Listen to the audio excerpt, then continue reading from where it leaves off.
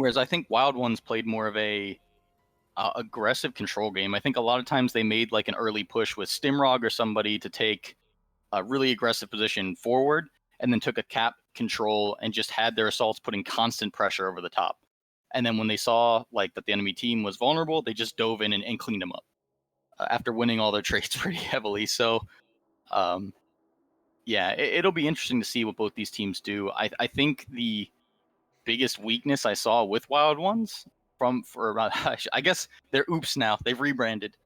But the biggest thing with Oops is that Stimrog and some of those other mechs they pushed up early were getting like in very aggressive positions, but that also means that those positions are very vulnerable. So RJF, we know that they're a very like hungry team when it comes to picking out those vulnerable mechs and diving. So we could see Oops getting caught out in some of those positions. But I also know that on the Oops side, you have Jay-Z, Stimrog, Bowser, who are all very like they love doing their science, their theory crafting, their counter stratting. So I'm sure they know that that's what RJF is going to try to do, and they're definitely going to have some plans to deal with that. It'll be really interesting to see what both sides come up with. Absolutely. So just before we go over to the map ban, just a friendly reminder of the format. This is the first best of 5 matchup that we're going to have. Oops, It's the Wild Ones versus Russian Clan Jade Falcon. There are 5 maps in the rotation. There is a map ban process where 2 maps get banned and then the last 3 maps get picked up. Maximum 480 tons, 3 mechs per class, no duplicate mechs allowed. However, things like Jenner and Jenner 2C are allowed because technically they are different mechs. All mechs may be used, whether it be for C-bills or for MC. All strikes are also allowed. So really all tech is available and all mechs are available, just no duplicates and only 3 maximum per class.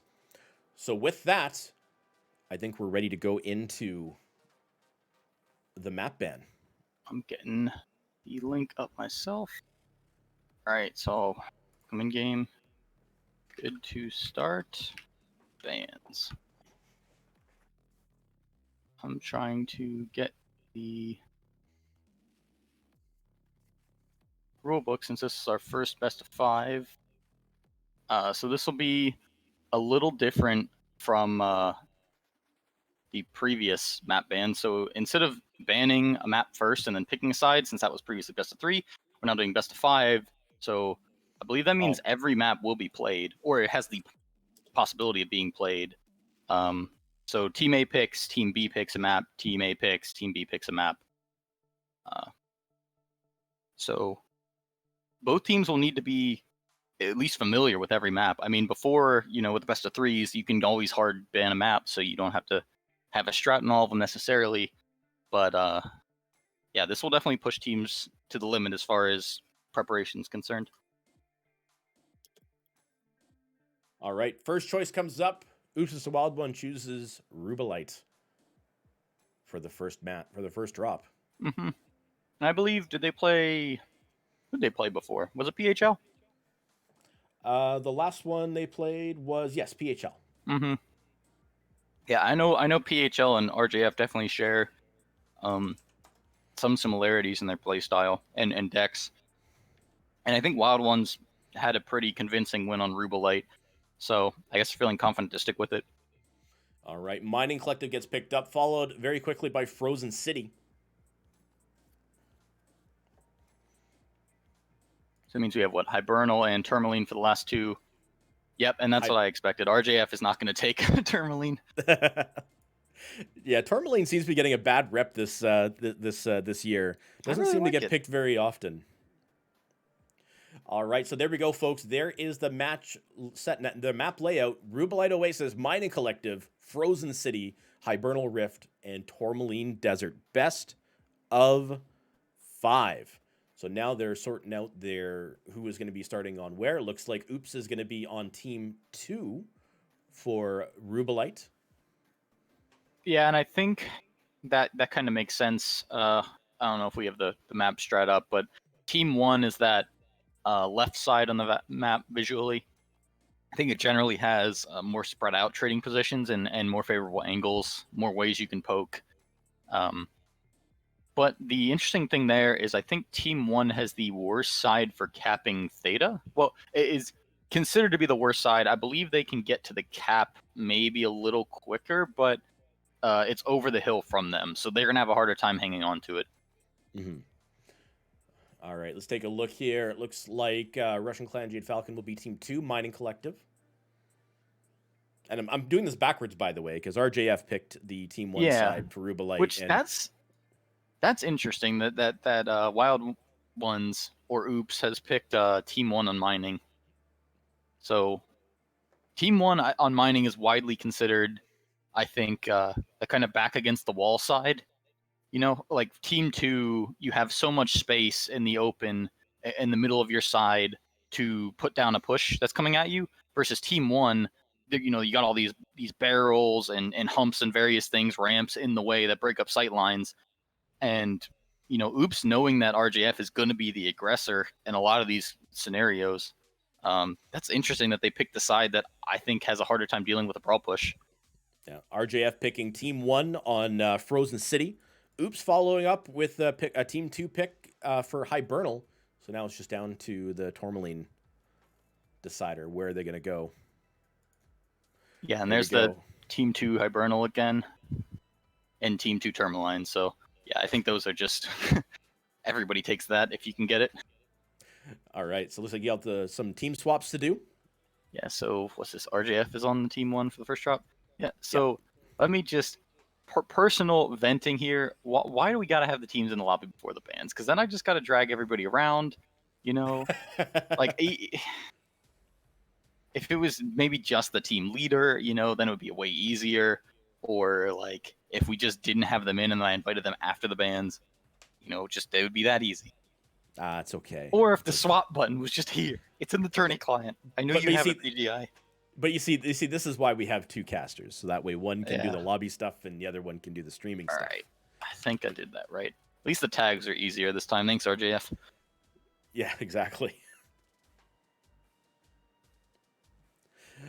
All right, so best of 5. They're getting their lances sorted out right now. RJF is Team 1 Rubalite. Let's go to the map strat. So, Rubalite is definitely the least explored, I would say, of the 5 maps, but I think also by the same token, it has the least you can do. And that's just, I mean, everybody who's played on this knows the channels, right? You've got low on the top, you've got low on the bottom, which those don't even extend all the way, and then you basically have, you know, these two areas for the two teams to trade across the top, because there's just so little cover on the other two catty corners. The interesting part, if the map doesn't just get decided by one side doing a push, because, you know, I've said that RJF is very aggressive. That doesn't mean that the Oops is not either. Like, they have definitely been known for making just hard full send, like DACA run straight at you pushes in the past. I mean, obviously they haven't all played together. You know, this is kind of a conglomeration team, but many of these players have done that. So we could see that. But if the match goes to something slow and played out, the fights for Kappa and Epsilon, which will be necessary for a 3 cap, almost guaranteed, is going to be interesting. I mean, Kappa you can sort of cover if you're standing up on Delta 5, Delta 6. And that's going to be what RJF will have that option to cover that cap. But Epsilon is definitely out in the weeds. And I think both these teams opted for the light pack sort of team previously, so there will definitely be ample mechs to make those fights and take those fights. So I don't know if that'll dictate the match per se, but it's going to be significant if either team wants to play some sort of control strat.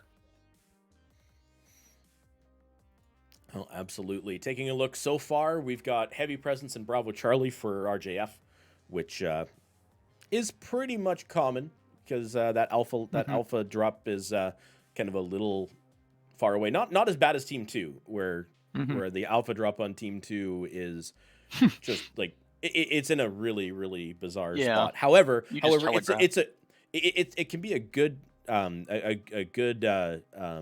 lance to drop in if you want to do that like Wolfpack Epsilon push, though that keeps mechs out of the fight for a while. And we did kind of see a big fight around that Epsilon cap in one of the matches last weekend, which was really interesting and exciting to watch. Mm-hmm. And I think you could also see from Team Two, you know, if you spawn Alpha, you get to this point in Golf 7, regardless of which way you're going. So we could see some shenanigans with a team, faking this Epsilon heavy movement by spawning a lot of people Alpha, but instead taking this Fox 7 path Mm-hmm. and then just using that momentum to do into a full push because the other team is expecting you to be in a certain location. Um, but again, I think RJF, they know what they do. I think they have some players here who have moved up from like different, I don't know what you call it, like subgroups or their other teams in RJF. But for the most part, I think these guys have played together. Certainly, like their core set here are players that have been playing comp and playing together with a similar playstyle for a long time. So I think they're going to be very comfortable in what they want to do. And I know that certainly the people on the Oops team feel confident that they can win trades and whatnot. So I don't expect to see anything really crazy or mind gamey here. All right, But we could see it. Team 1 is locked in. Bravo Charlie. Team 2 now has 5 minutes to get their lances and mechs sorted out. Yeah, so nothing really surprising there. If I know the names of pilots right,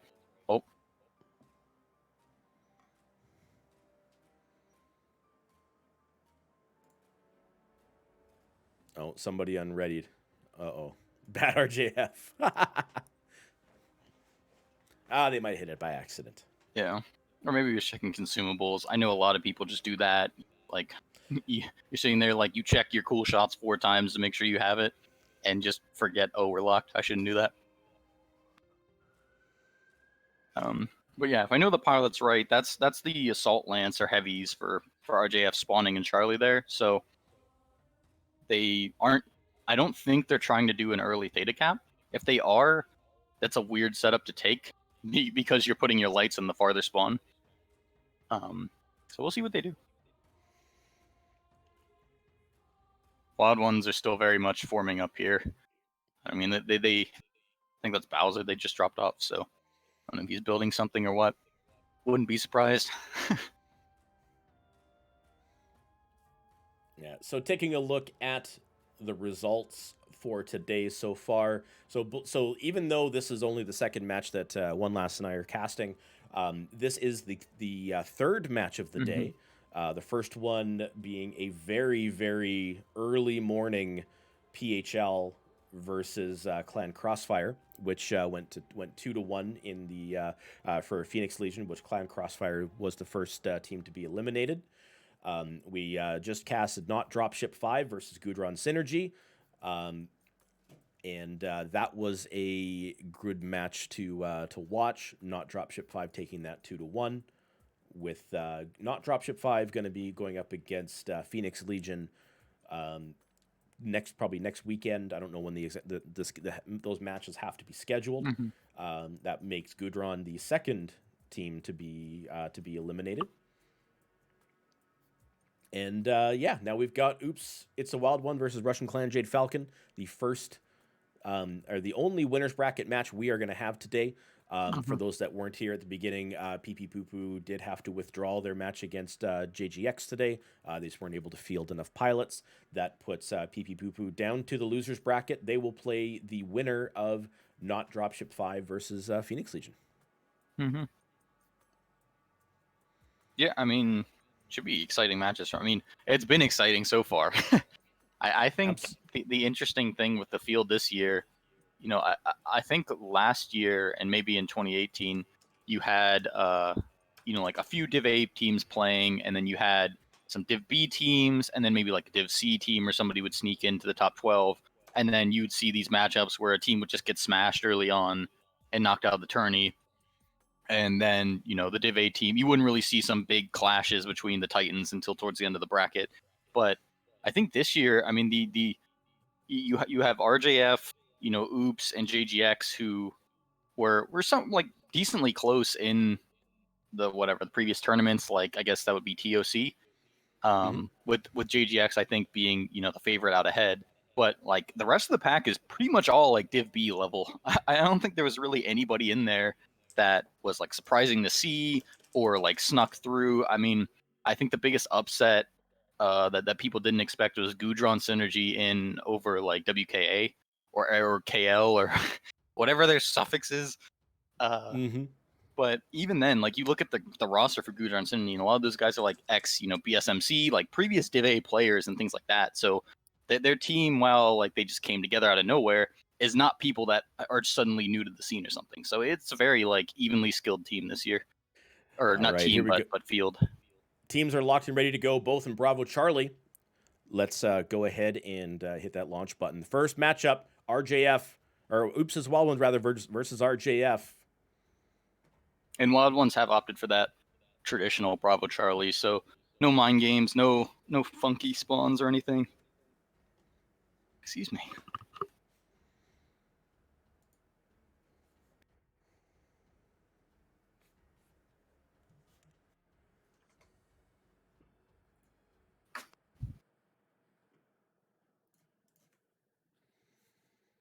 I'm interested to see what these guys bring.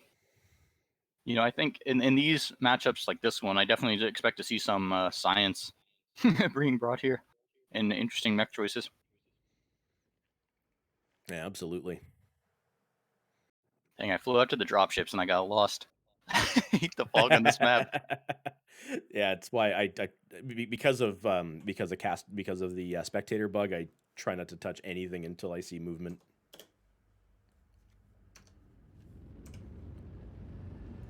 Oh, that's funky build. All right, I'm over on the blue team, and we'll start there. We've got a linebacker, Phoenix Hawk, Wolfhound 2, Highlander 2CA, Warhammer 2C, Commando, Annihilator 1P, and a Vulcan 5T. So over on the Oops side, we've got a Veagle. I believe that's PPCs.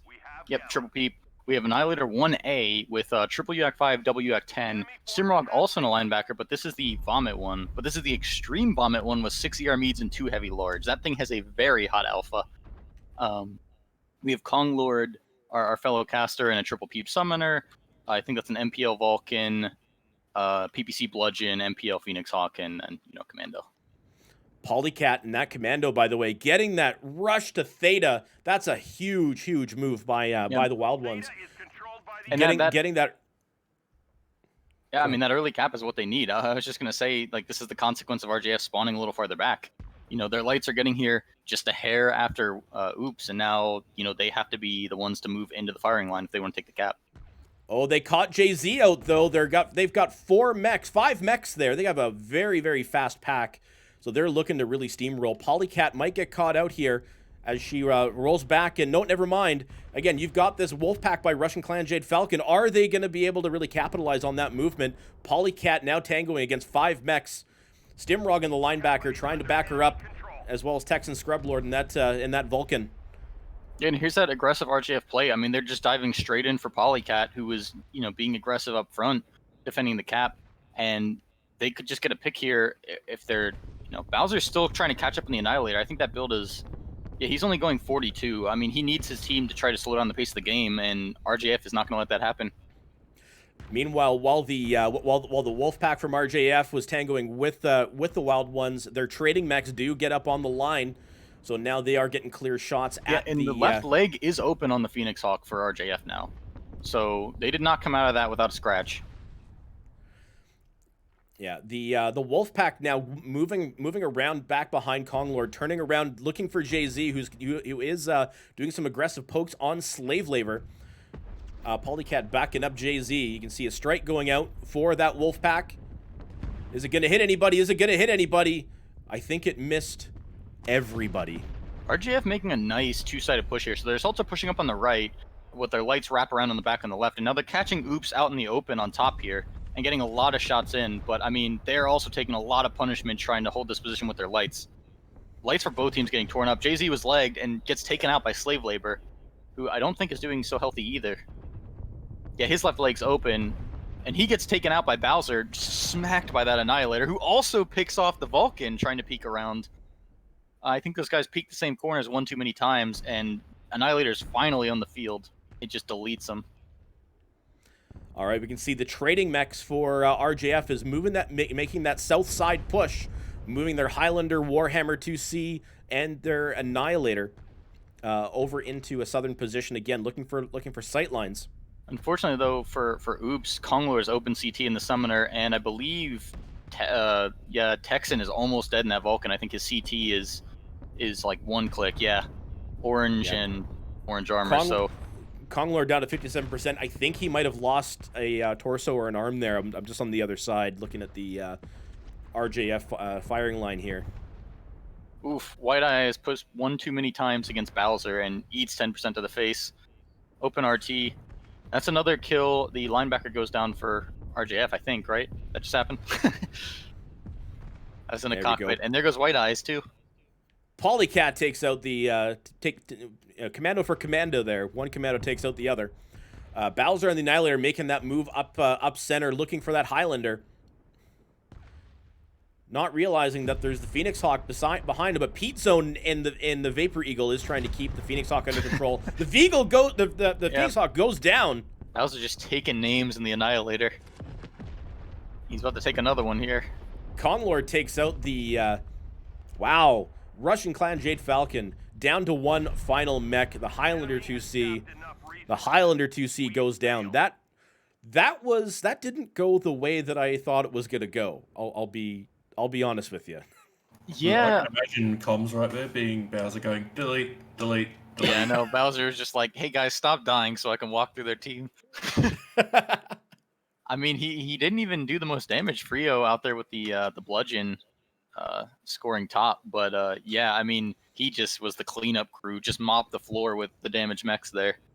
Yeah, 5 kills from Bowser on that Annihilator 1A. But looking at the rest of their team, Konglor did good damage in the Summoner, Texan with the Vulcan also doing a lot. On the RJF, and Pete Zone actually 400 in the Veagle as well. On the RJF side, you had the Warhammer 2C and the Annihilator pulling the most of the weight. I think on both sides, it was those light packs got torn apart. I mean, you look at Jay-Z, Polycat, MK, Slave Labor, I mean, all sub 200 damage in their mechs, just extremely aggressive light plays from both teams. No, I thought Jay and Polly honestly were playing bait in a lot of ways there. It was grab the cap and then draw them in. Oh, yeah, I mean, I believe that was what their intent was for sure. But I mean, once that fight engaged, they when RJF hooked around with their lights, they took that fight up top. Like they stopped running away, they stopped baiting, they took it. Or at least RJF took Jay-Z's leg, so he had to take it. Yeah, what a match. So Oops was able to get the very early cap on Theta with 2 mechs, with Polycat and also with Jay-Z in support. But RJF with the 5 mech wolf pack, 5 mechs that ended up getting stacked up here in about Echo 5 and able to kind of push into Jay-Z and Polycat early on. Meanwhile, of course, you get the standard trading positions for mechs, but Bowser in that Annihilator taking his time because of the build of the mech. It was a very slow mech. Was a but by the time Bowser got into that match, it was a kind of a cleanup for him. But RJF using that wolf pack to give time for their trading mechs to show up in Echo 4, and then those trading mechs slowly wrapping their way around this way, while Oops was set up here on the northern side, and again taking the trying to keep this wolf pack under control here, while the wolf pack was essentially kind of operating in this area. And then by the time Bowser came up, was able to take out some of those mechs. We had 2 kills that were back to back because they were peeking the same side. And all in all, it was a good aggressive play by RJF in many respects, because like I said, I thought that was going to go a lot different.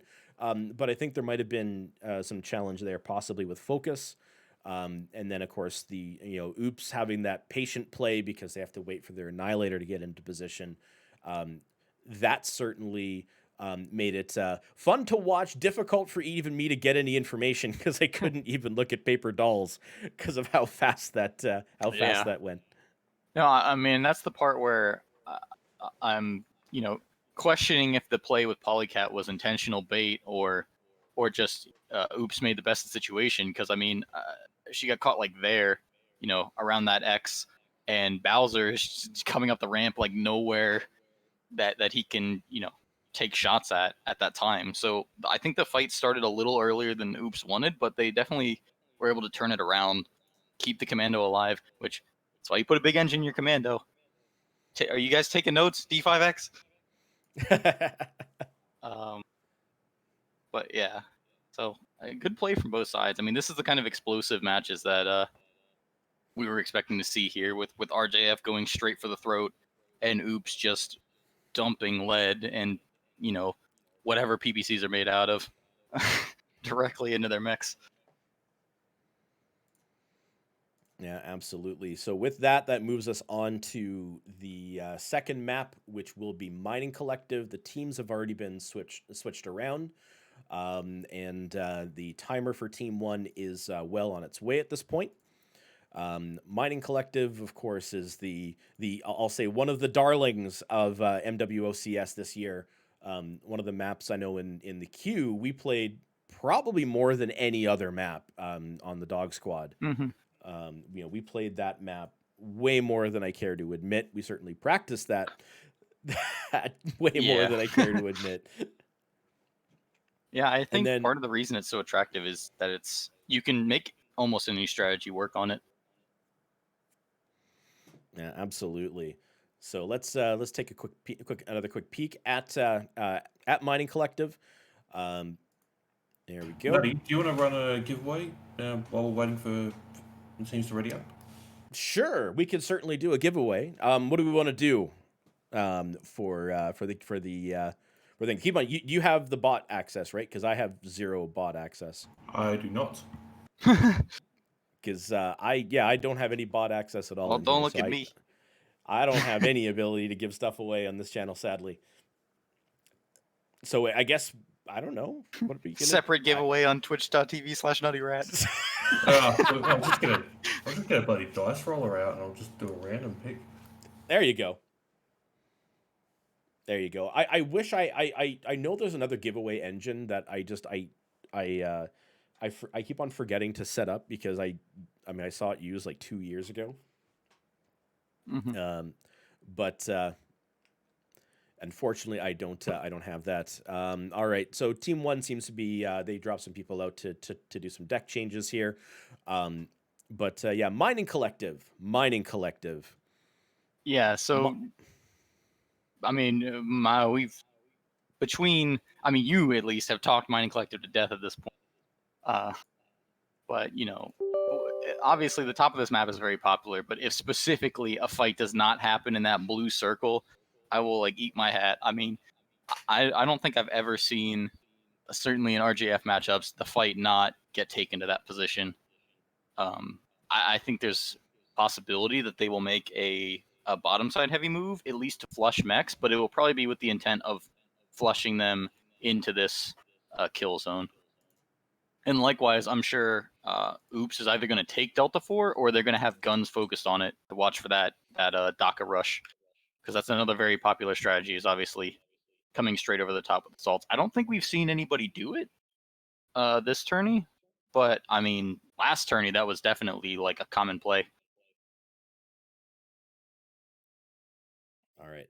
While you're doing that, what I'm gonna do? I'm gonna do a stealth ad of my bot into the channel, and that way I can run some giveaways here. So go ahead and keep talking. I gotta do some things here.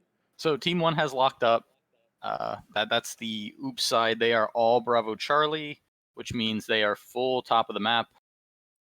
Now, generally, if you were a team that was going to take a sort of standoff on this map, where you wanted to take, let's say, some people on the bottom of the map, some people in the middle, some people on the top of the map, you would still, even though Charlie can reach those positions, probably spawn a light or something in alpha just to take the gamma cap. It's possible that, there could be mind games here with Oops spawning everything in Charlie, so RJF gets kind of thrown off and then they still send the light to gamma. But that spawn to me looks like Oops is going to be very decisive. Just make they are going to group up and they are going to push forward. Or maybe the plan here is that they're going to make a very aggressive Theta push. So we could also see that. I think, as most people know, the Theta side, you have this wall here that prevents vision from Team 1. Speaking of, did they lock? You have that wall there that prevents vision on Theta from Team 1, which makes it a lot harder to hold from the Team 1 side. Whereas on Team 2, you've got a couple of buildings here, but there's open sight lines into the cap from a lot of positions in the map. So generally holding a 3 cap for Team 1 is really tough on this map because of that fact. It's hard to get Theta, and taking the bottom of the map means you have to give up the top or vice versa. So it's hard to get those outer caps for a 3 cap. So we could see Oops making a very decisive, 4 lights and Charlie push, which actually might be what they're doing because they have JZ, Stimrog, Polycat, Texan, all there, who I believe are most of their light pilots. So they could be going for that to try to take the early cap and then force the issue. Or they could be doing the reverse of what I said RJF is doing, which is, send your assaults across the top, bring your lights up this way, and pincer that Delta 5 side. Meanwhile, RJF is still forming up here, so no ideas what they're thinking. They've got to see that Bravo Charlie spawn because, of course, Team 1 has to lock first, and they've got to know, something is coming. But whether or not that will affect what they do remains to be seen. Absolutely. I did actually, just so you know, I joined my bot and started up a giveaway that way. So I'm going to do a 7-day premium time giveaway. Can you just do me a favor and every once in a while just drop the join code in the chat, just because my bot is set up for my channel, so it doesn't repeat the giveaway constantly. No, that's cool. Thank you.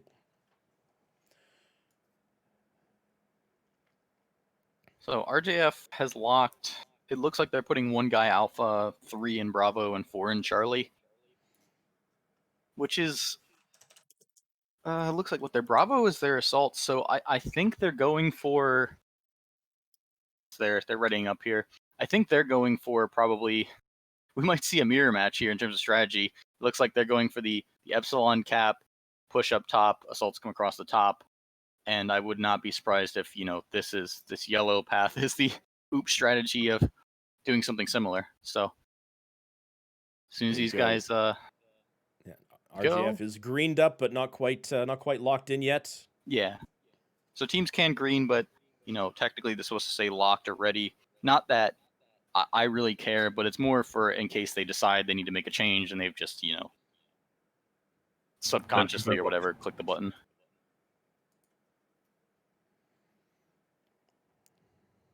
But anyway, here we go for our second drop of the series. Here we go. Yep, this is the first best of 5, folks. Oops, it's the Wild Ones versus Russian Clan Jade Falcon. Oops is currently up by 1 drop. This is match 2. And they took such a long. Both teams spent so long between the drop. I was like, our first wait. No, this is the second one. Just been waiting.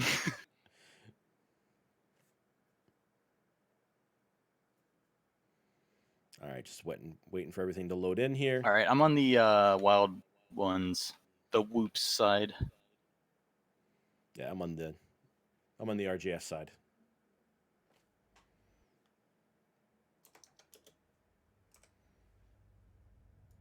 All right, go ahead and. Oh, my camera's all off kilter. Command coming in.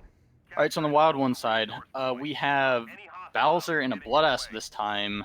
That is running quad ERP. Heck yeah, it's a Blood Bay. I love this build. A Direwolf for Frio with the UAC 5, UAC 10. Kong Lord is in the Annihilator this time with AC 5, AC 10. So not quite the burst that Bowser had. Then they have the Vulcan, Phoenix Hawk, Commando, and a Panther for the Wolfpack. The Panther is snub nose and also only running 92. So that is a jank build. And then they've taken the Blackjack 3, very tonnage efficient. It's important to note, though, he does have torso instead of arm mount, so he won't be able to shoot down if any fights happen under him. Yeah, meanwhile, RJF taking more of a standoff approach. They got a Phoenix Hawk, Mad Cat 2, a Cyrus 4D, Annihilator 2-way, Highlander 2C, Vapor Eagle, K9, and a Vulcan.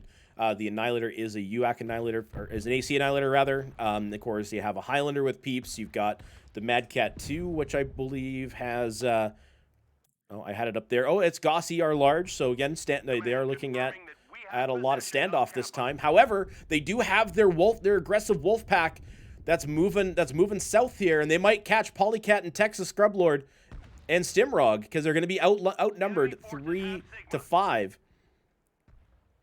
Yeah, I mean, the assaults for Oops have taken a very wide path around Kappa, which is, I mean, that's almost a meme for how far they've gone. Save for Bowser, who is just standing tall, eating strikes, just winning trades out here with his blood ass. So for people who don't know, this thing has a bunch of quirks for a set of 8. So that thing has really high range. He's got over 1,000 optimal. So he's just planning to stand in the open there and win trades. Meanwhile, RJF's assaults, I think, are being a little more conservative, which I guess they can be at this point because they have a 3 cap. Yeah, take a look. The wolf pack is now from RJF is now kind of moving up into Theta. They do have one PPC Pop-Tart with them. Yeah, but the big thing out here is Jay-Z, I think, has been legged by Volkadov in the back. They are diving straight for this Annie. Oh, yes, they are. Almost have Jay-Z as one click. He goes down to a good shot from Volkadov in the leg, but I think they're going to lose that Annie. Yeah, Oops has gone straight for the throat, seeing how RJF was all on the bottom side of the map, but they're kind of getting cut in half here. They have Bowser and Pete stuck on the left while the rest of their team is in this no man's land out here with their assaults just going backs against the wall trying to take shots. Fights going on everywhere with Stimrog on Stone Island, and Volkadov still getting picked apart by Texan. Yeah, absolutely. You got Kong Lord and Frio trading Bowser's getting dove in the back by directions. MK. I think MK is trying to set up the back shot. I hope Bowser knows. Well, his back is definitely hurt now. RJF has really good control over this Charlie 5 area. They've got mechs from all angles firing down on Kong Lord and Frio. There you go. Kong Lord goes down. Yeah, meanwhile, Bowser is out of the fight right now with MK taking his attention in the back. I hope Pete needs to move up right now. I mean, and get in there and share some armor with his team. Bowser manages to get the kill on MK. Nice shot. But Frio goes down on the other side. Yeah, Texan Scrublord is now very, very outnumbered here. It's Texan and Stimrog. Stimrog, I think, is trying to escape or trying to draw off the Mad Cat 2 and the Highlander. He does pull aggro from the Mad Cat 2. And Volkadov is sticked over there. So there's... Gosh, I'm getting all kinds of dead body bugs. So there's 2 left for Oops right now, I believe? Oops has 4. 4. Yeah, trying to Polly, find them all. Stimrog, Pete Zone, and Bowser. So Polly is dancing around on Theta. I think she needs to go to the bottom of the map and take the caps. Otherwise, play more conservative, I think, right here. Yeah, you got Pete Zone. She's going to get picked apart. You have Pete Zone and Bowser in both PPC mechs. They're currently trading against the well, they were trading against the 2 long-range mechs sitting back in Delta 6, but now they're dealing with, of course, the aggressive pack from RJF. Pete Zone in a lot of trouble, down to 53%.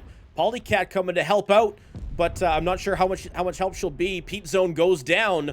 Polycat getting out 64%. And picked. And Polycat does down. That left torso was 1 click. So yeah, unless Bowser makes some crazy shots here, Oops is in trouble. It's just not enough mechs dead for RJF at this point. They still have 3 mechs left in the wolf pack at the very least, and that's Bowser let them run around. Bowser loses half of his mech there. That takes out 2 PPCs and some heat capacity. He's not going to be able to do very much. Down to 26%, and down he goes, leaving just Stimrog in the Panther. And he was just sitting there pounding the back of the RJF assaults. Stone Island has been sitting against that wall because I believe, yeah, he's open deep orange in the CT, so he just had to stand under and pray. The Mad Cat for RJF is moving up, hunting for Stimrog at this point. The rest of the team's forming up, moving across the map. So, yeah, I think this one's definitely going RJF's favor. Stimrog trying to see if he can get a pick, but loses an arm, but thankfully it's the arm that doesn't have anything in it. Yeah, you could insert a 1v7 meme right now. It is 1v7. There we go. Stimrog loses his weapons. The enemy has capped enough There you go. The LFE Panther goes down. So yeah, I mean, percentage is low on some of the RJF max, but I mean also some moderately healthy. Volkadov, I guess, was sticked, so there were basically 2 kills for Oops there, but not a bad return hit from RJF. No, absolutely. Their wolf pack was way more aggressive, or way more effective this time.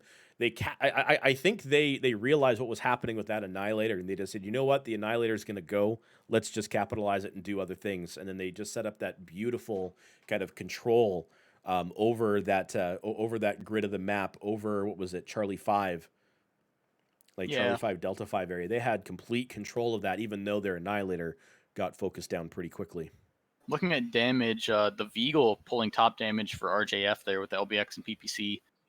Slave Labor and the Irby doing 505.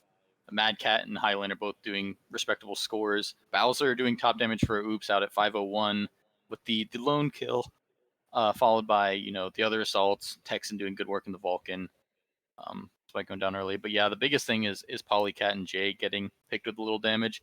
I think the difference between that and the first match was they kind of baited RGF over, but then they went too far. I think in the previous match, RJF's assaults, they had shots at the start of that combined engagement, but as they had to move up, they lost it. Oops were sitting behind walls and whatnot. The first 2 lights out there got picked, so they had no more targets. And then Oops were able to turn that around, pick off some more of the light pack, and bring things back. But with Oops forcing the issue into that Annihilator, I mean, Jay just got ripped to shreds with very little damage done on that guy. I mean, Texan was able to, finish off and strip that Annie, but at what cost? And both the slow assaults for Oops had to push out into the open there, and we're also just getting picked apart. And I have to swap sides again. Hate this. Yes, you do. Now you know why I'm doing the streaming stuff and you're doing the lobby stuff.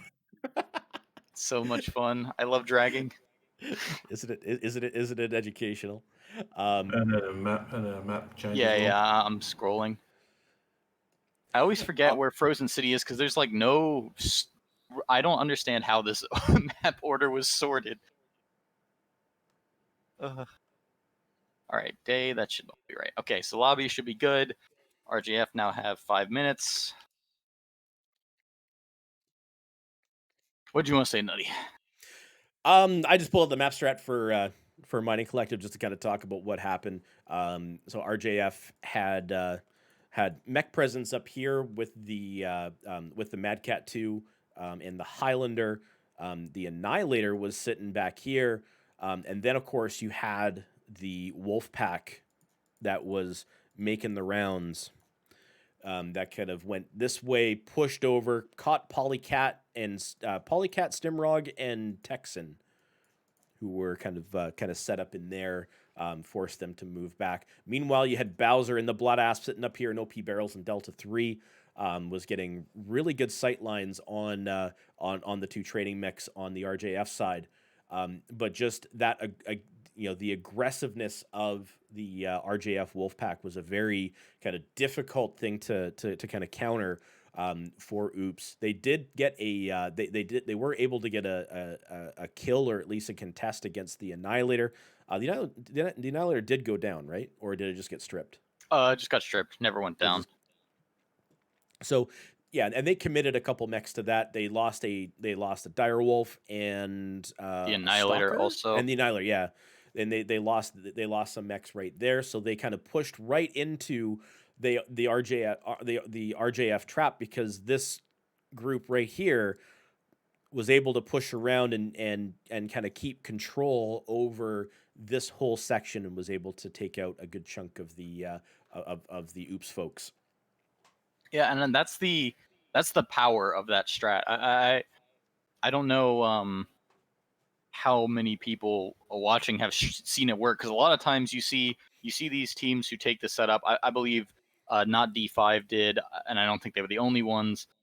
Where you take a pack that comes down on the bottom, because you have so many mechs here, you clear this off, and then your assaults are sitting very deep back here with the guy sitting up by Sigma, and if the enemy team pushes into you, you have this kill box here with a whole squad coming in from Delta 5, and you just ice mechs right there. Yeah. And it worked out beautifully for RJF in this case. I mean, Oops came in, which they kind of had to because their light pack was going to lose that 5v, is that a 5v4, I think, right? Because they had the blackjack and then the 3 assaults on the top of the map. So yeah, they were outnumbered. I would say kind of outgunned too. So they had to make that move or do something, Mm-hmm. especially because RJF had the cap control at that point. And yeah, they just got picked apart. I think the um, roughest part for Oops there was their assault selection. So Bowser was able to put in work with um, that Blood Asp, but the Direwolf and Annihilator are both number one, big tonnage commitments, obviously, but I mean people are willing to sacrifice the extra guns, but just slow. And so when they committed to that push, it was just the guns were on the field, they had to get kills, and they couldn't really respond to anything the RJF light pack was doing. So even if they had sat back with their assaults, the light pack could have dove, let's say, Bowser or somebody, and then they would have just lost more and more map control because the Annihilator and Direwolf can't push up to stop any of that or chase any of those mechs, especially on mining where you're getting all these chopped up sight lines on the team one side. Mm-hmm. And that was exactly what we were saying before the map. It's like that. It's interesting they took that side, knowing that if RJF decides to take a wolf pack and charge them, it's going to be tough to deal with. And that's exactly what happened. I think the best thing that they could have done. I mean, obviously this is hindsight 2020, but really it was when those assaults crossed that like Delta 5 Charlie 5 line and moved into those grids. Because before that, they could have sightlined from the Annihilator, focused on the assaults in Delta 6, and helped out Stimrog. Because, I mean, Stimrog was standing over there pretty much on cooldown, just bang, bang, bang, bang, bang into the back of those assaults. But it just didn't matter because they didn't have enough guns pointed on the same target. And that was just kind of the situation they put themselves in with how they pushed. Absolutely. All right, we're just waiting for teams to get set up right now. RJF in Team 1.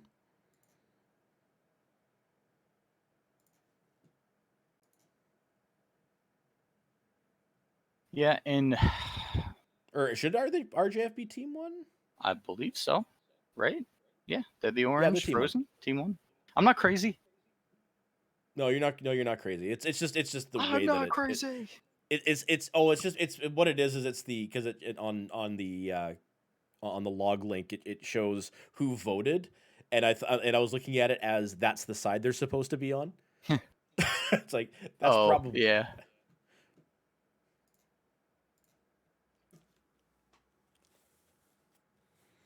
all right. Let's start up another giveaway. This time for 100 GSP. All right, waiting for the teams to lock in. RJF is one player away from locking in. So what are we going to see on Frozen City? This will be the first time today that we've seen it. RJF just locked. So I'll T2 cinco minutos. Oh, No, the first time. What about Frozen City? You mean the first time today? yeah, first time today that we've seen it. Well, RGF are going some Alpha Bravo and a bunch in Charlie. I mean, RGF got to pick the side on this map. We saw them play this side against, I believe it was not D5. Yeah. And I mean, we saw them be very aggressive and go straight up to Echo 5 draw on blue. They went right up to this lip and just played under here. And that was, I think, D5 or not D5 set up their trading mechs generally like that. I mean, they had, I think, 4, but their spread looked like that. And RGF immediately just pushed right up under them because they had no pressure coming from this Golf 6 side. So let me I'll draw it in green. There was nobody over there, which meant that they could safely play under that ledge, and then that meant that obviously every light from not D5 had to come back here and reinforce. So that pulled their whole team to a side of the map, and RJF was just able to be very oppressive and controlly, and then easily took a 3 cap with Gamma Epsilon Theta. So I think they'll probably try something like that again, with being aggressive on this Kappa side, because I think from Team 1, obviously there's so much cover for you to just run down Delta 5 and into Echo 4, and it's hard for Team 2 to get guns on point early enough to stop that movement. But it'll be interesting to see what Oops does about that, because obviously they could have seen exactly how like aggressive and ballsy RJF was being, but surely Oops will be putting somebody in a position in, like, let's say Golf 6 or something, to get those lines, um, or at least putting like a streak mech or some door stop maybe to stop that from happening, because like, from Team 2, they can get Sigma and Kappa, but it is going to be tough for them to get Theta for that 3 cap. So whatever they do, they're going to have a plan to push map control somehow, and Yeah, certainly well, be able to deal with RGF's light pack. yeah, but RJF is heavy Charlie, so they're really looking for that left side push, or that left side push there. And though I'm looking at the people that are there, Stone Island has been their Highlander pilot. Mm-hmm. So And I think Ivazov is also there. He was in the Mad Cat last game. yeah, so maybe they're, I don't know, are they gonna probably stand up here in Delta 5 or something like that? Oops. I think so. I think they probably spawned him there to make that move. I think we saw that on what was that map? Rubelite, the first drop. They did the same thing, right? Where they opted for what I would call the traditional setup of, you put your slower guys closer to the place they need to go, and then you put your fast guys in the back lance if you don't really care.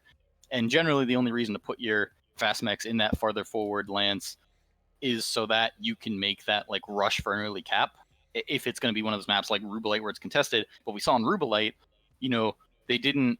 I don't know. Maybe they didn't plan to take Theta, but they certainly didn't bother to put their lights forward to try to make that play.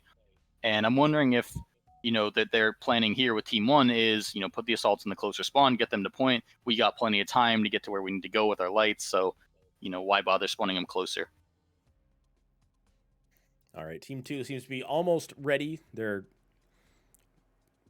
readying and unreadying, but they're almost set to go here. What is going to be drop number 3? We are currently tied 1-1, best of 5.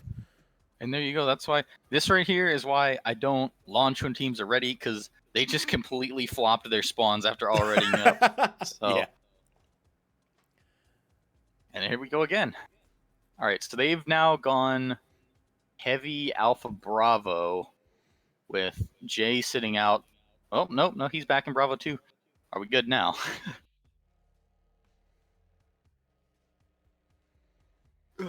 This is like that cup game. Yeah. Pretty much. No, and I think it's always interesting because you don't know if you're on the behind the scenes, but I can tell you, in previous tourneys, it's been, we moved spawns at the last second because we forgot to from the last drop, or we intentionally have like sat in spawns to confuse the enemy and then flop and then go, or we're talking, we decide maybe we should try this strategy and swap spawns. So who knows what Oops is thinking here, but definitely they've been moving. I can't say if they changed their plan, but they've been moving people all over.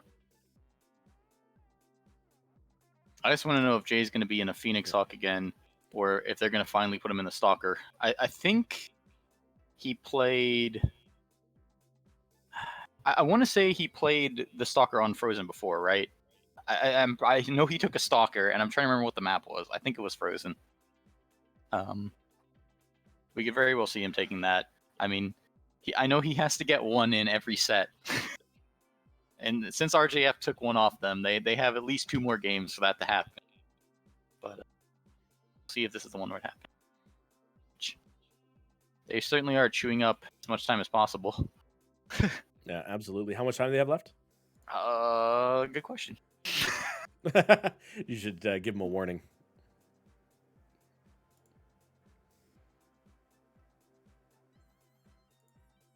Probably like 1 minute at this point. Mm-hmm.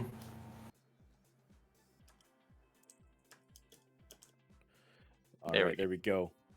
They are ready to go. Here we go, folks. Drop 3. Oops. It's the Wild Ones versus RJF. Let's go.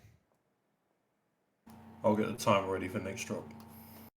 Yeah, I mean, I could be religious with it, but I generally just trust teams to do it. I mean, we can slap them on the wrist, but well, no, because our other game got moved up. So yeah, we do need this to get chugging. I mean, we're sitting at 3 o'clock, and the other game's supposed to start in 15 minutes, which it obviously won't at this point. Mm-hmm. Yeah, I let them know in the ticket that the match is going long.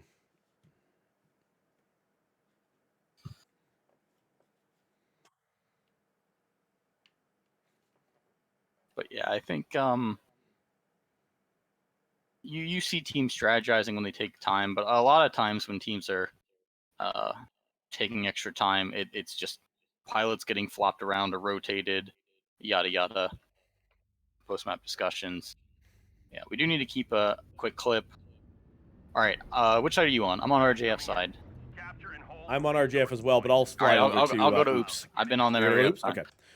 time. Okay. It took so long that my my Xbox controller turned off here. All right, on RJF side, we got a Wolfhound 2, Vulcan 5T, and a Cyrus 4D, a Highlander 2 CA, so there's that Stone Island, the Annihilator, the Highlander rather, a Battlemaster, Linebacker Supernova, and Phoenix Hawk. Meanwhile, on the Oops side, we have some interesting mechs. So Warhawk Prime, that's just Peeps. Virago, Pete's just sitting out on Golf 6 for that control position I was talking about with ER Large. You got the Commando, Vulcan, Wolfhound, Phoenix Hawk. Those are all, I believe, the same. Let me just double check the Wolfhound. Yeah, that's MPLs. But the Direwolf that Bowser's piloting is 6 ER Peep, no JJs, and the Marauder that Stimrog is piloting is a Laser Bomb Marauder with a 6 ER Mead, a large pulse, and 2 heavy large. And I just saw him test fire it in Golf 4, and it looks like the idea there is to get your heat just to 99% with how he orders the firing. So all right, they have a their wolf pack stacked up here and ready to go. They're currently poking at Oops at the moment. You see Stimrog and the Marauder 2C taking a little bit of fire, but otherwise the wolf pack here hasn't really moved in aggressively yet. Though that Phoenix Hawk is peaking up quite a bit. Oops, it has responded this time. You got Texan, JZ, Frio, Stimrog, and Polycat are there to counter the RJF push. And I think the plan here with this Marauder 2C is they've noticed that RJF is being very aggressive and re-peaking the same position, and Stimrog is just holding the corner, just waiting, make my day for somebody to step out and just get alphaed. And they have gotten good shots on the Phoenix Hawk there. Stimrog dodged a strike. Meanwhile, Kong Lord and Bowser did do the push up by the over the side of the dropship there, pushing the trading mechs for RJF out of position. The Wolfpack now moving, not going into Theta, instead wrapping around, looking for Pete Zone and the Hellbringer, who if he's not careful, he's going to get caught out on his own. Oh yeah, I think he knows that he certainly overstayed his welcome, and I mean he got out basically just in time. That was a really good rotation. I don't know from him or who called it, but yeah, he needed to get out of there, and it looks like he'll be okay. But they are now diving on Jay, who's back here trying to cover his escape, and I don't think Whoops has a lot of lines on that. Yep, the Wolfpack is now on the other side of the drop ship. Oops has turned around and is looking at the Wolfpack, dropping a strike in the middle of him. You see the linebacker sitting at 81%, the Phoenix Hawk at 73%. The strike did what they were hoping it would do. It pushed the Wolfpack off. Meanwhile, RJF's trading group has moved over to the other side of Gamma. You can see the Battlemaster is down to 55%. They're taking a strike currently. Battlemaster Volkadov kind of lucks out to miss that strike. So it looks like RJF is kind of chilled for now, sitting on the corner. And we see this all the time where they get the whole group collected, bunched up, and then they go. And it looks like they're just waiting for MK to catch up while he takes the Theta cap so they can get some ticks here. And they're going back in it. And, I mean, so far this is being okay for Oops on blunting that assault. And they have torn apart RJF's Battlemaster, but they need to make something of any advantages here. And I think right now that's tough for them to do with just how aggressive RJF's being with their lights. Maybe the solution here is that they need to make a push with their assaults, but, Stimrog really can't do anything across that open space. And he's also pretty beat up in that Marauder at this point. Yeah, you can see Oops is repositioning away from the Wolfpack, working, trying to whittle down the trading the trading lance from RJF. Still pretty fresh on the RJF side, though. Pete Zone taking some fire in that Hellbringer. Is it the 4ER large? It is the 4ER large Hellbringer. Yep. So he is going to be able to at least trade somewhat effectively, but it is a getting hit from the light pack now. They smell blood. I think they're trying to take his torso. I mean, he's just again getting scraped free damage. Sharks in the water. I mean, we need the Jaws theme for these RJF games. Absolutely.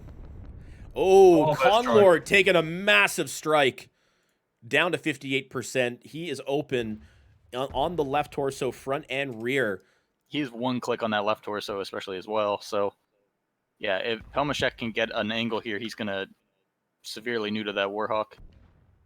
Which, it is worth noting, Pelmashek's sitting at 80%, but his CT is open. So he has been eating a lot of CT damage in that linebacker. He is only open yellow. And that mech, I think, has a decent amount of structure, but a lot of that was also just armor that's been chewed through. So, looking at the RJF trading line here for a minute, the Battlemaster is down at 45%. Certainly soaking up a lot of damage, but doing damage in return. And Slave Labor is one click in the head, if you're wondering about that percent. Oh my goodness. The Highlander is still doing pretty good at 72%. The Supernova's at 62%. They seem to be able to get, they have been able to get pretty decent lines against Oops right now, keeping their the Wolfpack under cover. We can see Oops has pulled back into the city. Slave Labor picking up the kill on the Hellbringer. Yep, just hunting for him on the side there. I think Oops are trying to force this fight now. I mean, their mechs are really beat up, but I think they know, like, they just need to put these mechs down. And these mechs are kind of out of the covering line of the RJF assaults, so they're all shifting sideways. But I mean, looking at Volkadov right now, he has lines for when they come around that corner, but that's the only time.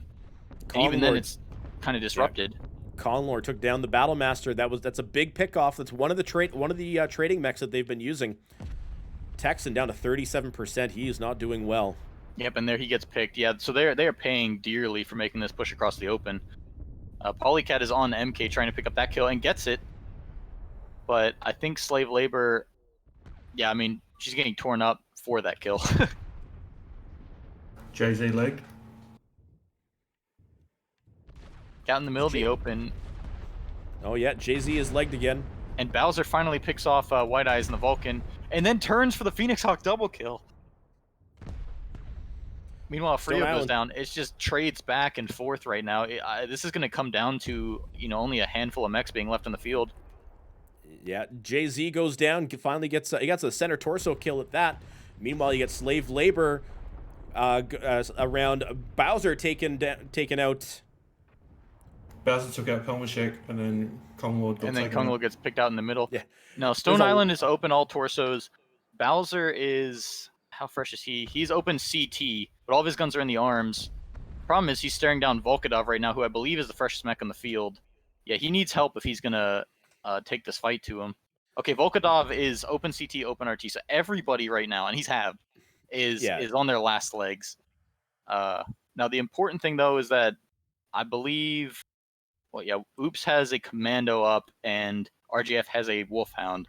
And I think Polycat is relatively fresh in this Commando. Open LT, but, still has armor everywhere else, and only has guns in the CT, so she needs to make the play happen here. It needs to be to start getting caps, and probably pick that Wolfhound, and I think that's honestly just going to be too much to ask. Slave Laborers realize that, hey, they just need to take a cap when he's running off the Stimrog might be walking into a bit of a trap here. The Highlander 2C is still very, very lethal with all 4 PPCs. Stimrog was looking for a pick on the Supernova. They did call the rotation. Volkadov went and moved behind cover. Stimrog briefly exposed to both mechs and took fire and just stepped off. Yeah, and you can see Polycat there was on her way across, and then made a sharp 90-degree turn to go to Theta. So Oops has realized that caps is the problem, but I think it's too late. RJF has had this 3 cap ticking for some time, and the biggest problem right now is even if they trade 1 for 1, there's no way she's going to catch Slave Labor, and Slave Labor is really fresh in that Wolfhound. I mean, he's got yellow armor on basically everything. His biggest damage is to his head, so I think this is just going to get a bled out on caps at this point. Oops doesn't have the speed on the field, which, to be fair, neither does RJF, but, you know, they had the cap advantage already, and so that's just going to be what they ride home. So looks like they're making a movement here. Polycat and Stimrog are both moving up the hill.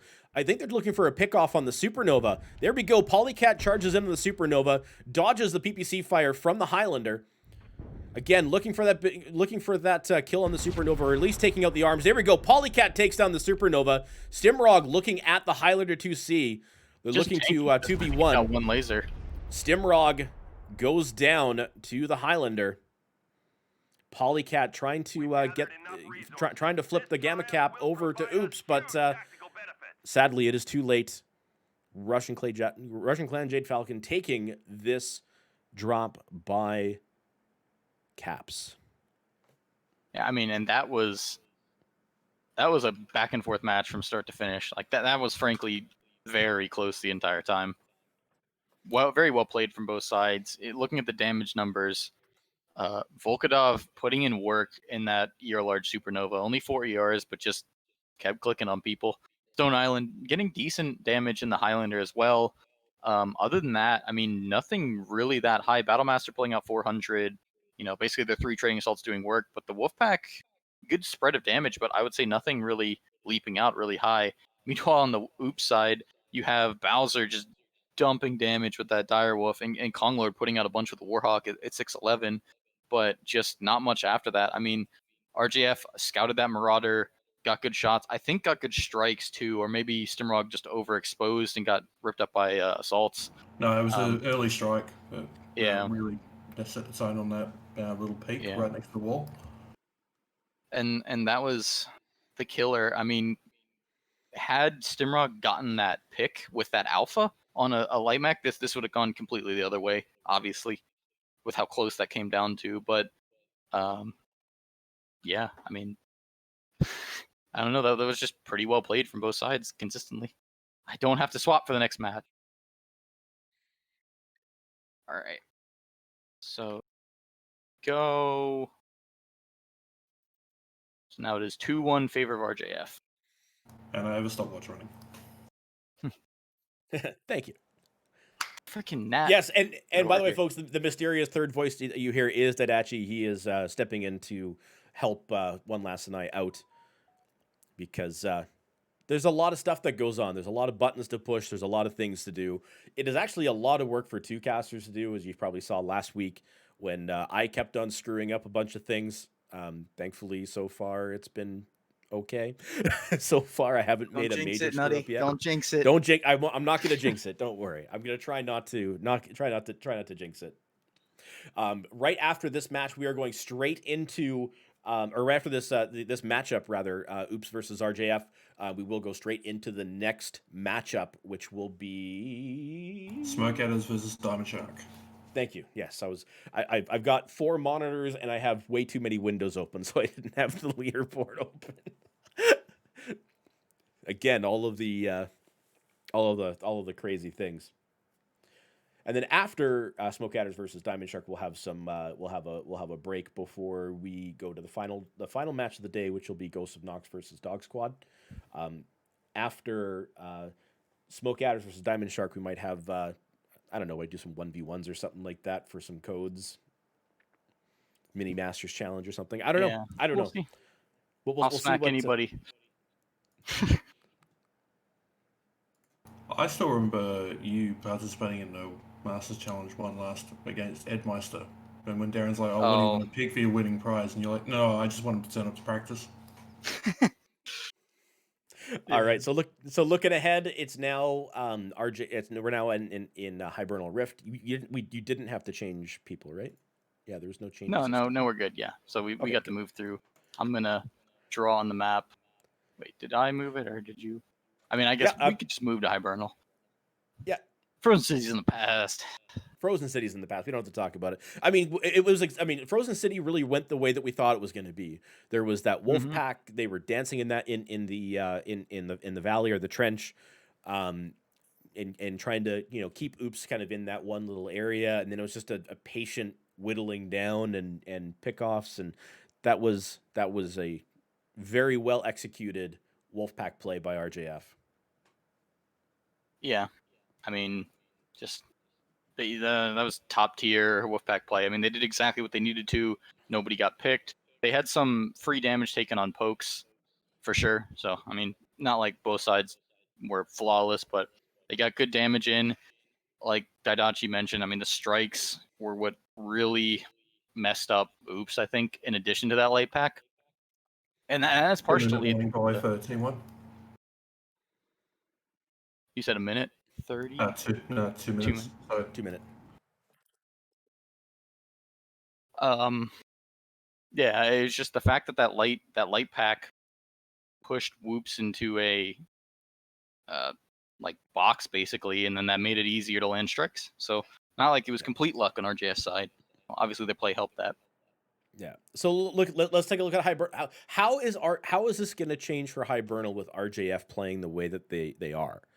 Because this is a map that typically we see a standoff at Theta, and we see trading positions on the right side of the map, or maybe kind of somewhere on the bridge, right? Like Team 1 will kind of trade from here and stand up here, whereas Team 2 will kind of trade from here and stand up here, and they might even have like a trade mech over there. But with RJF, seem to be really settled on this really aggressive wolf pack, this 5 mech wolf pack. Like, what are we going to see here? I mean, once again, as far as eat my hat territory, I really expect that RJF is going to do this move. Maybe not that exact arrow, but I'm expecting certainly some heavy movement out of Alpha Bravo to contest the center cap, and probably look to make that left side rotation. I think the only other maneuver that would probably make sense or be what I would expect would be that they do a push up the trench and then like swing this way with assaults. I've also seen that done by them in particular, but also by other teams.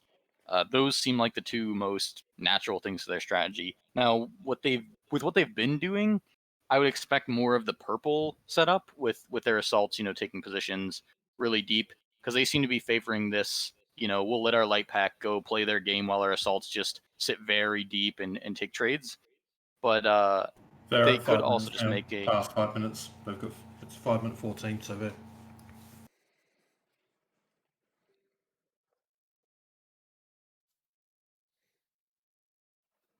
Right. Thank you.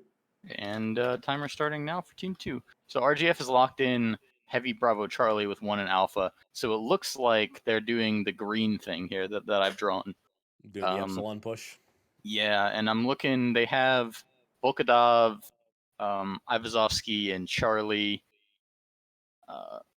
and Pelmashek. So yeah, I'm pretty sure it's gonna be that. I mean, the other possibility here is that they do a setup, something deep, and then come up for aggressive plays on Theta like that. But this looks to me like we are 2-1 lead, push for GG. Yeah, absolutely. And by the way, folks, RJF has a chance to take this with this drop. If they win, they move on to face JGX in the winners bracket final. Oops still has an opportunity to kind of take this to 5 matches. If they win this, it will go to 5. The loser will drop down to the losers bracket, and will.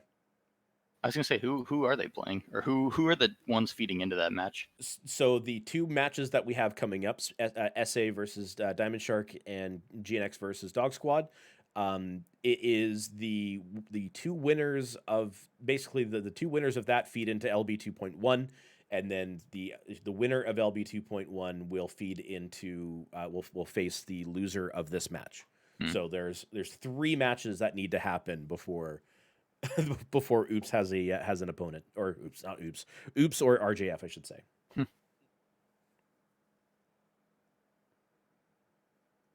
Yeah, I'm interested to see what Oops will do to respond. I think the 2 drops they've lost, the first drop they were able to pull in the RJF light pack and really get them to bite onto the ankle, not let go, and then just drag it into the view of their assaults, and Bowser clicked on people. But in the past 2, they've just gotten really, rocked around by that RJF pack. And on the map as small as Hibernal, I mean, this is, save for mining, like the smallest map in the pool. I think this one might actually be smaller than mining, at least in terms of like how much space teams are using. So um, But it's we better saw than them. New Forest Colony in that there's not as much wasted real estate. Oh yeah, I would never contest that. But yeah, I don't know. I don't know what they're going to do to respond to that pressure, because it's so easy to apply on this map, you know. But we saw them take the Marauder in the previous drop, and the drop before that was mining, where they just tried to go straight for the assaults. So who knows? Maybe this time they'll take something even more punchy than the Marauder. Maybe they'll bring like a streak mech. I mean, I kind of doubt 2-minute that, warning. but beat me to it. I just told them T2 min. I just realized. I had it typed up and ready to go. Macro.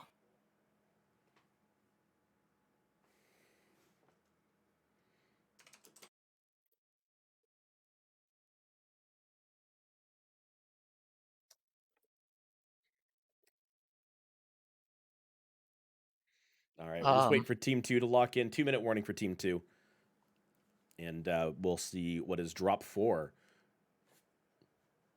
Yeah, and what do you think this can go to drop 5? You think Oops is going to take this one?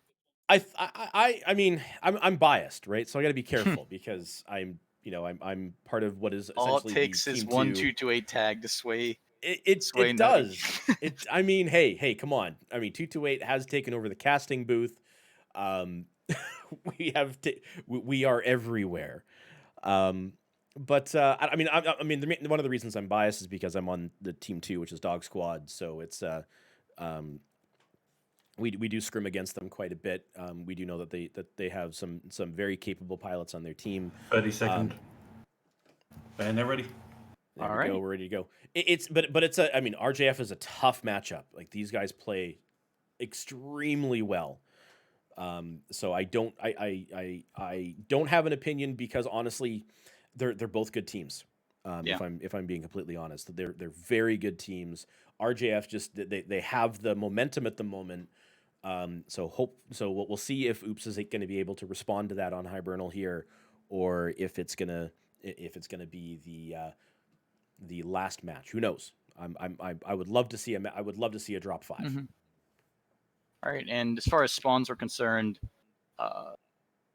Oops did go with the heavy Charlie spawn with a bunch of lights and alpha, at least as far as pilot names, and I can somewhat confirm that. Can't see the mech loadouts because they're still loading in, obviously.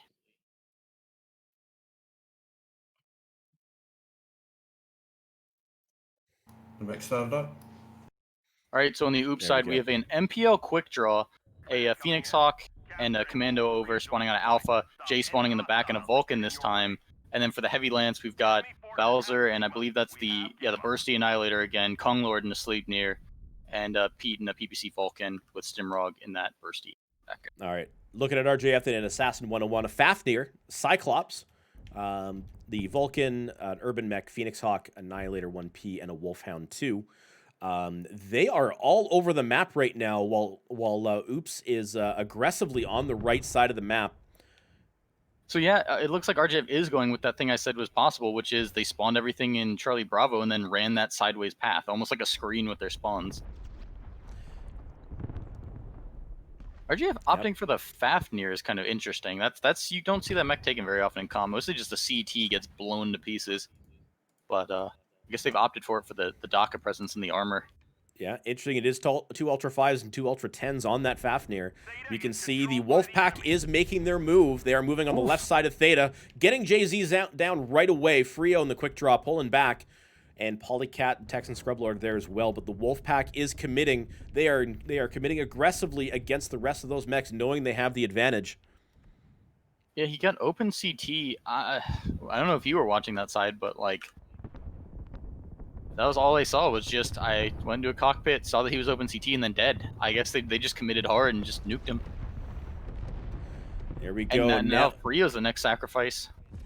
Yeah, Frio down to 29%. He's not going to be lasting much longer. He's got these. That's the pulse quick draw too. But down he goes. Down he goes. And now this Wolfpack is going to roll straight in. Looks like they're going to hunt down Polycat and maybe find out the maybe find Kong Lord and the Sleipnir. Or no, they're going to rotate left. They're going for Texan Scrub Lord, who's down to 69%. Meanwhile, the trading mechs for RJF is starting to move up. You can see Oops is taking a more defensive position. You have 3 mechs around the volcano. And meanwhile, the assaults for RJF have pushed up very aggressively, save for the Annihilator, who is shredded in the back. He is 1 click, but that's pretty much the only really hurt mech on the RJF side. They are pushing their advantage and going straight for the Annihilator and the linebacker in the back. Now you can see Bowser trying to hide inside the volcano itself. Bowser not spared from that strike, despite trying to stand under cover. That was pretty unfortunate. Stimrog goes down. Now they're on Pete. Texan goes down. Trying to look away from this wolf pack for just a moment, but it's very difficult. You can see that aggressively, wow, the momentum for RJF as they now work on Bowser, who's down to 34% in the Annihilator, sitting inside the actual volcano itself. Down to 26%, and there we go. And it's sold for RJF. Wow. Yeah, that was a commanding match. That was... I didn't expect it to go that quickly. Not gonna lie. That was quite an aggressive... I mean, I think RJF kind of did... I mean, they did what I thought, right? I said it was going to be one of 2 things, and lo and behold, they kind of did a combination of the 2. So, grab this match ID. And yeah, I mean, that damage numbers tell the story pretty clearly. I mean, that pack out of Alpha Lance just got blindsided by RJF. And you look at the damage numbers in RJF, and yeah, their light pack cranked damage. I mean, Dubix was 696. I would guess that he probably got the God Strike on Bowser. Just because it's hard to pump out that much damage in a Vulcan in that time. But yeah, I mean, like, solid numbers all around. Ivazovsky and the Annihilator getting a whole 535 just with the single mech on their team that had actual extreme range. And meanwhile, on the Oops side, you know, only Pete was able to really put in good damage. Bowser didn't have lines. Konglord didn't have lines. Stimrog putting in a lot of damage for playing that bursty linebacker with how short the match was, but it doesn't matter because everybody was dead and he was just heat capped. Yeah, that was an amazing play by RJF. That was very well executed. You could tell that they have the momentum. There's certainly the kind of the victory momentum going on as you win matches, you kind of get that kind of that team morale boost. That certainly affects team's ability to play, and they executed that very, very well. So well played by RJF, who moves on to face JGX in the winners bracket final. Oops will drop down to the losers bracket. They will be facing. There's 3 matches that will have to determine who they're facing, which we are going to have 2 of those matches today. In fact, coming up next is Smoke Adders versus